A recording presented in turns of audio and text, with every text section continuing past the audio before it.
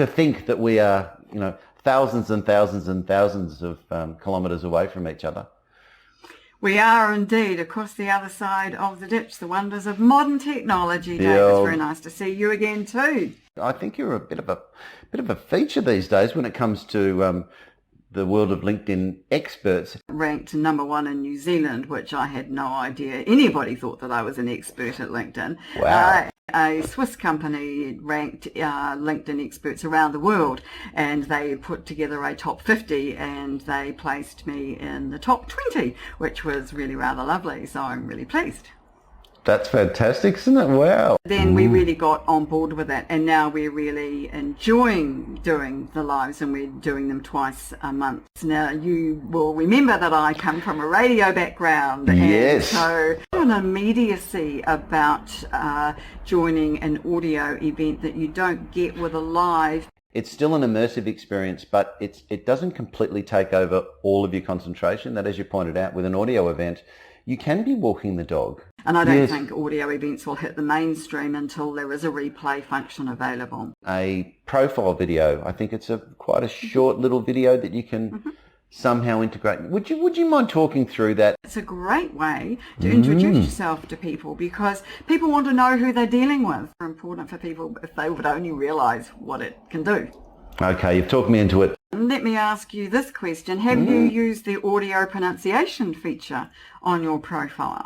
10 seconds of audio with you saying who you are, what you do, how you can help people, and hello. See, some people sing theirs, Dave, but you could also add music to that. Now, I'm a bit of a maverick when it comes to LinkedIn, and I like to use some of the features in different ways. You would know, you can get quite a lot in 10 seconds. I'll regale you with a very brief story. Newish auto captioning for LinkedIn videos now. Has that been So there have been a few fish hooks and a few teething problems, because some people would put captions on elsewhere and then they'd find out they had captions from LinkedIn as well, which, well, I did the same. You don't want to have your earpods plugged in, but you still want to get a sense of what the video is like. So if you have the captions, then you're still going to get the full story. I think that it helps people in understanding when they can read something as well as hear it. It doubles down that chance of getting the message across. Your business was relatively new leading up to the pandemic. Am I remembering that correctly? Yes, that would be true, but it has changed dramatically since. I'm based in a small city at the bottom of New Zealand, but I have an international audience. Work alongside those bigger companies that can afford the big resources. Do you think there's been specific sort of pandemic-related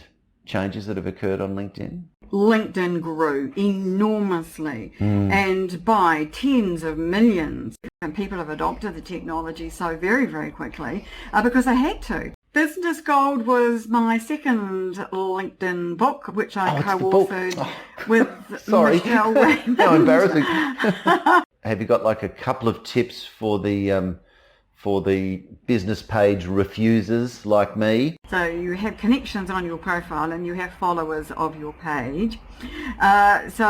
Building that is a really good idea, because it gives you then a whole other way to be able to reach people. It's a no-brainer. My estimation is that LinkedIn is really working hard to make pages something that everybody who's in business needs to have and wants to have. You peppered a few visionary ideas during our conversation, but where do you think they're off to next? What do you think will be the next big things to drop? And I never know what I'm going to find when I turn on my laptop and go to LinkedIn each morning, what I'm going to see. And there's often something that's really different, really interesting, really exciting.